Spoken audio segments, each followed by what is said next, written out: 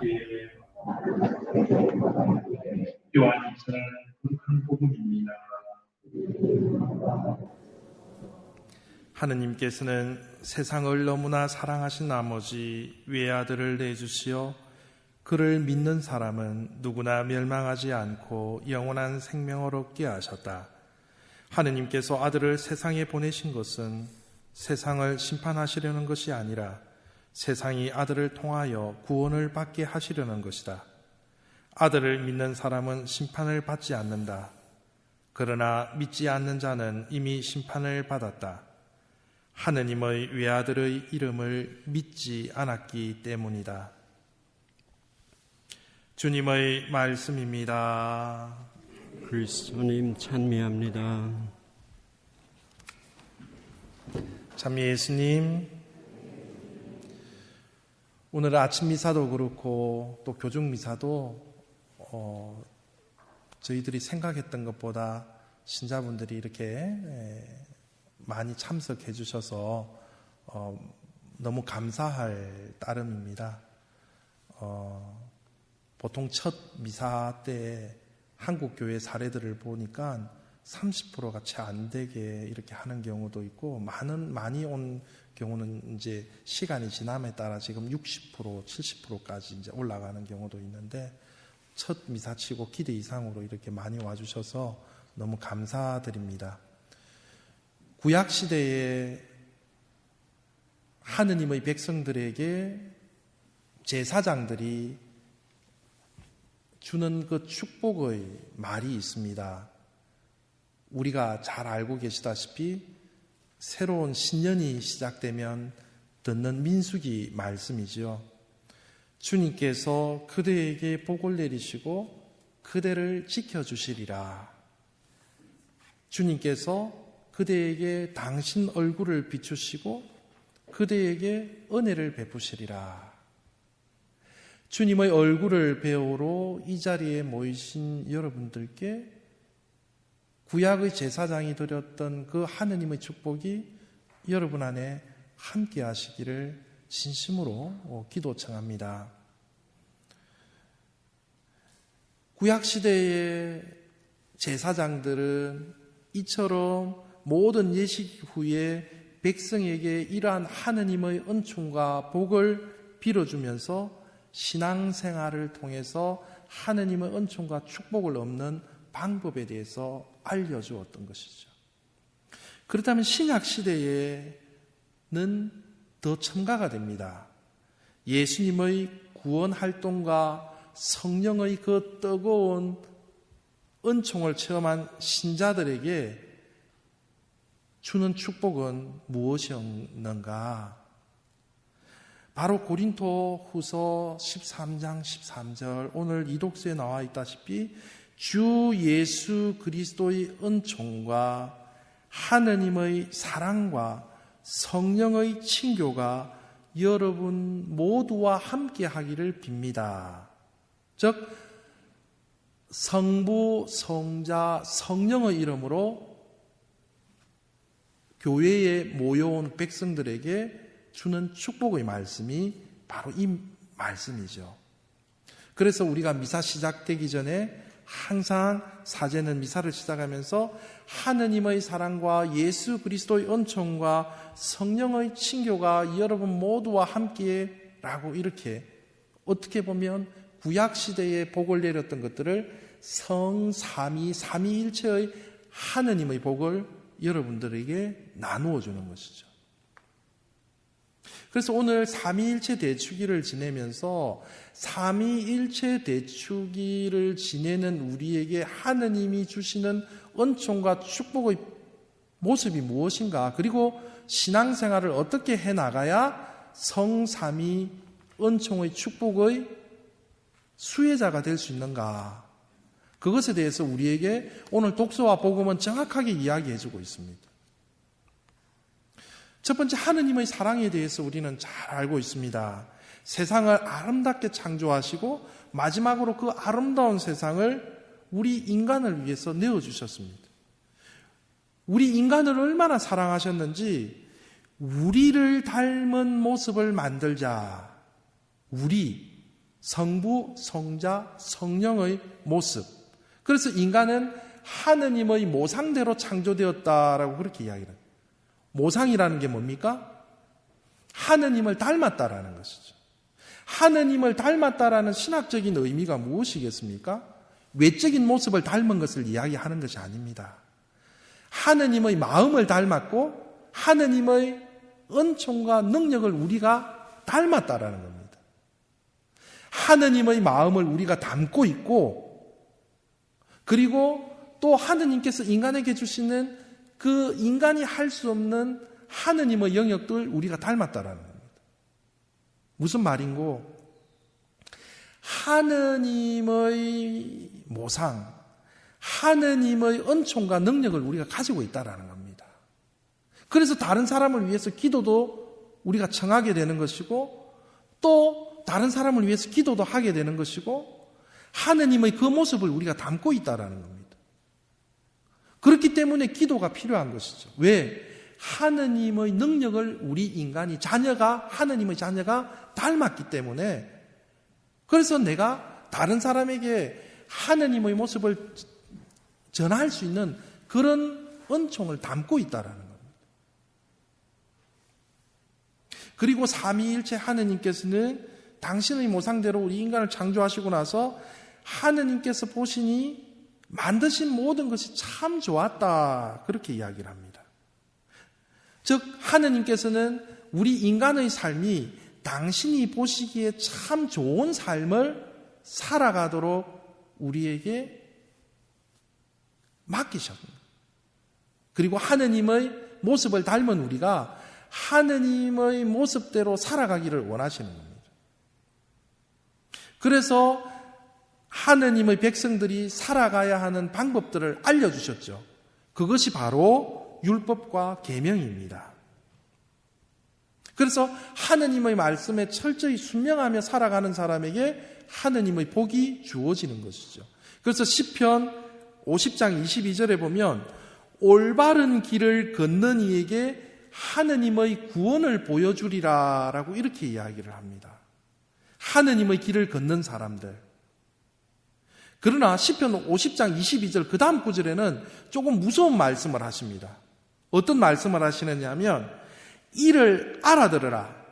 하느님을 잊은 자들아.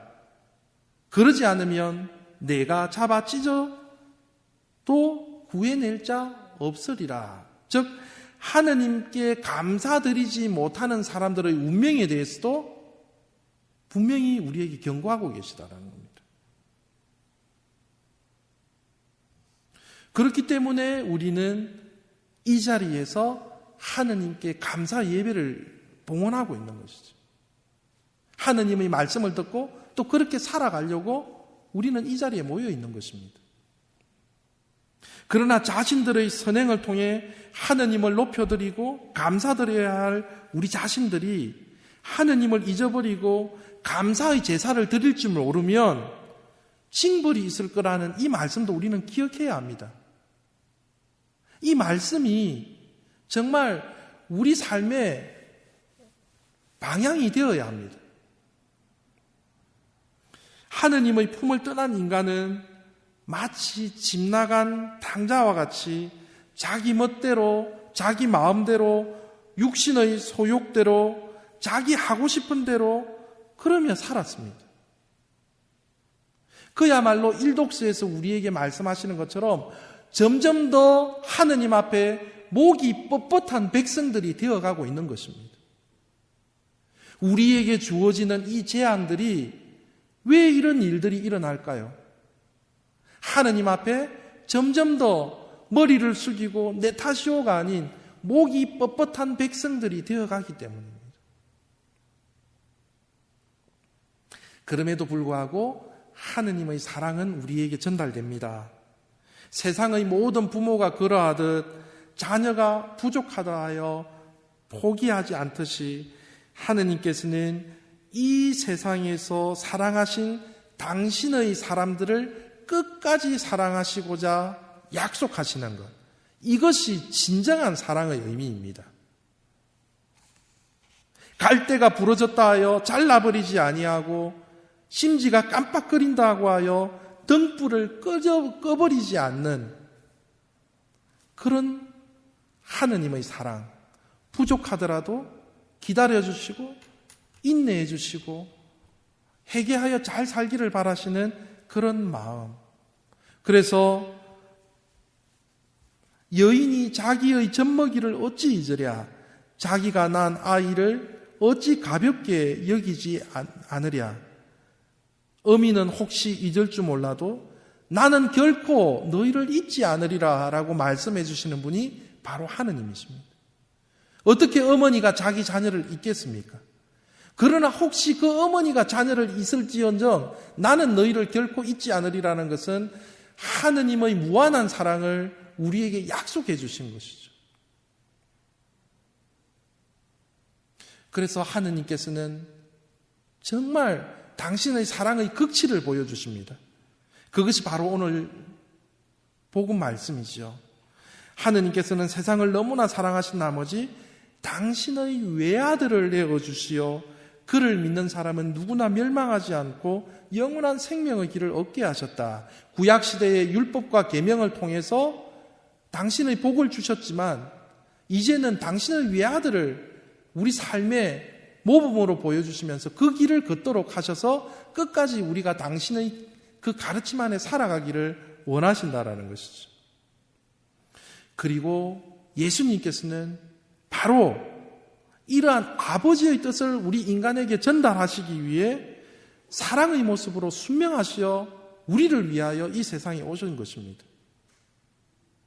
아픈 사람들이 있으면 치료해주고 잘못된 것들에 대해서는 진리의 길을 우리에게 보여주시고 그래서 우리가 그렇게 살아가기를 원하십니다. 그렇게 살아갈 때 너무 힘들 때 우리가 어떻게 해야 되는가 그 모습도 당신이 직접 보여주셨습니다. 즉 예수님께서는 힘드실 때마다 하느님께 의탁하고 또 기도하셨습니다. 마찬가지로 우리가 하느님의 가르침과 계명의 길을 따라갈 때 거기에 힘들고 어려운 십자가의 길이 있다 하더라도 그럴 때마다 예수님께서 아버지께 매달리고 기도하셨듯이 우리도 그렇게 하라고 예수님께서 하나하나 다 우리의 삶의 길을 보여주신 것이죠. 하지만 예수 그리스도를 아직까지 받아들이지 못합니다. 요한복음 1장에 나와 있듯이 사람들은 빛이 세상에 왔지만 그분을 알아보지 못하였다.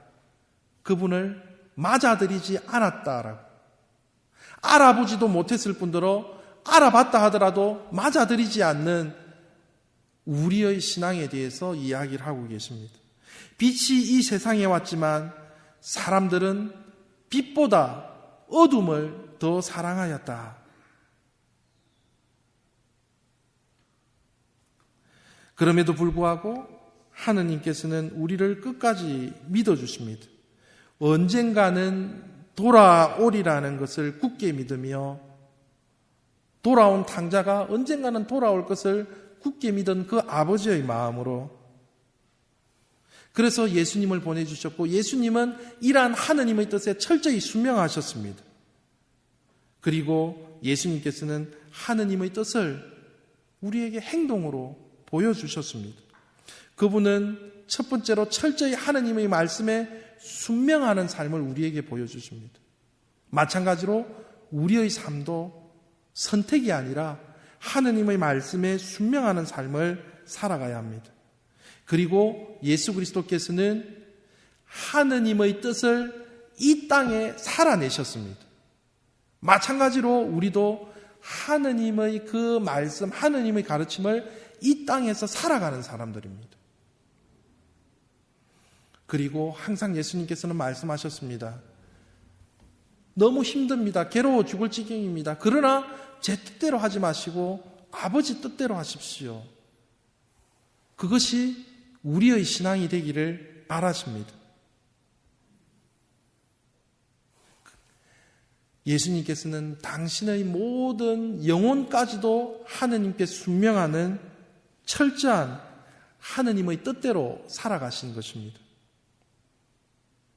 즉 예수님께서는 당신보다 우리를 먼저 생각하셨고 강한 자의 모습이 아닌 약한 자의 모습으로, 높은 자가 아닌 겸손한 자의 모습으로 죄에 물들지 않는 삶을 통해 악으로부터 승리하신 삶을 우리에게 보여주셨습니다. 마찬가지로 우리가 이 지상의 삶을 살아가는 방법을 예수님께서 보여주신 것이죠. 온유와 겸손이 바로 악을 승리할 수 있는 훌륭한 요소임을, 그리고 우리가 그렇게 살아가기를 바라고 계신 것입니다. 하지만 이 지상의 삶을 살아가면서 예수님께서 보여주신 그 길을 살아가는 것은 너무나도 어렵고 힘든 일입니다. 우리 인간의 힘으로 견디어내기는, 살아내기는 너무 힘든 일이죠. 그러나 예수님께서는 우리에게 마지막으로 약속하십니다. 우리를 고아와 같이 내버려 두지 않겠다고 약속하시면서 우리에게 성령을 보내주실 것을 약속하십니다. 이 말씀을 조금 뒤집어서 생각하면 예수님께서 떠나시면, 주님께서 떠나시면 우리 인생은 고아와 같은 삶이라는 겁니다. 내 삶에 있어서 예수 그리스도의 가르침이 떠나고 난다면 우리는 고아와 같이 방황된 삶을 살 수밖에 없다라는 것입니다.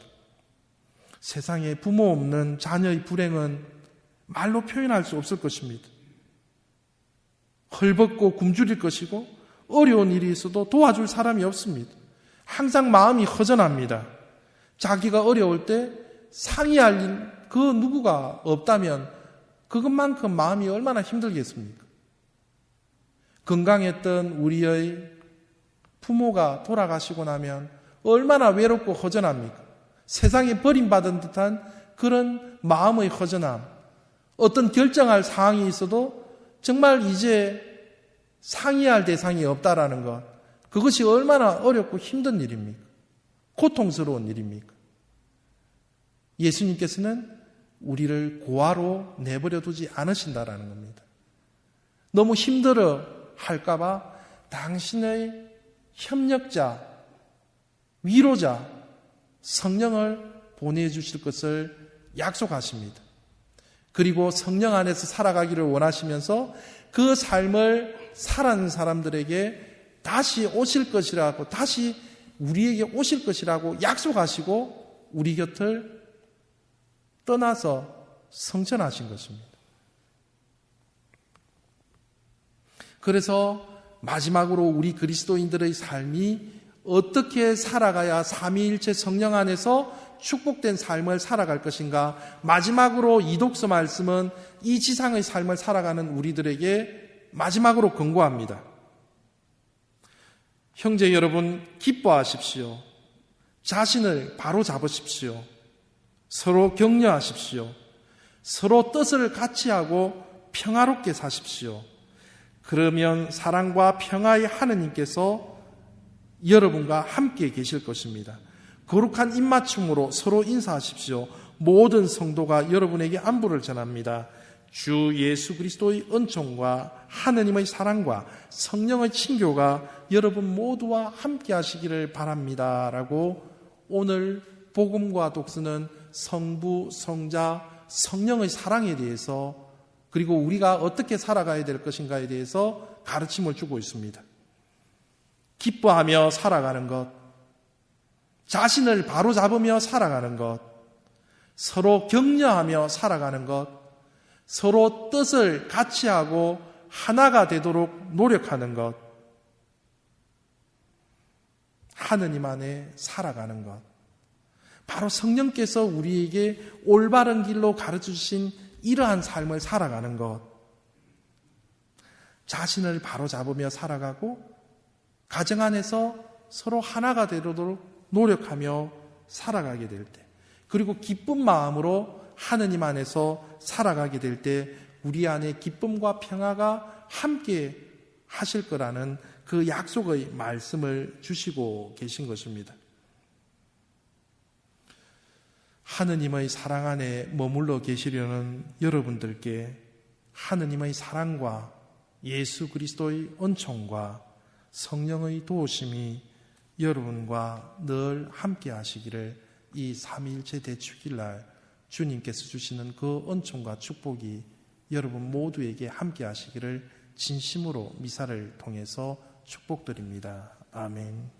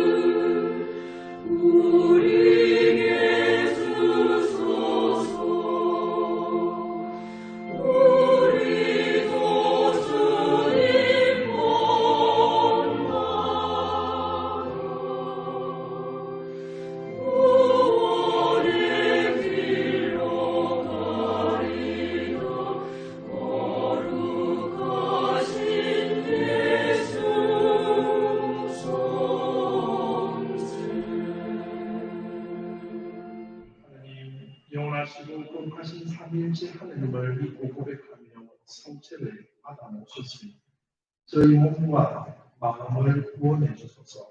우리 주 그리스도를 통하여 기다리다. 주님께서 여러분과 함께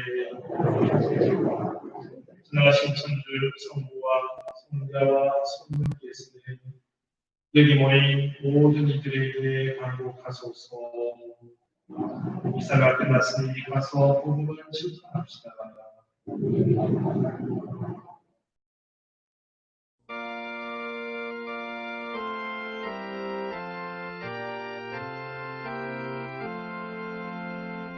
주 전주의 권능과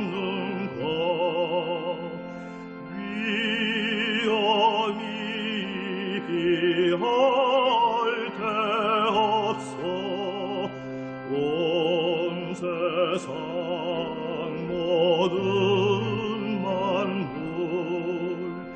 감사 찬미 노래하는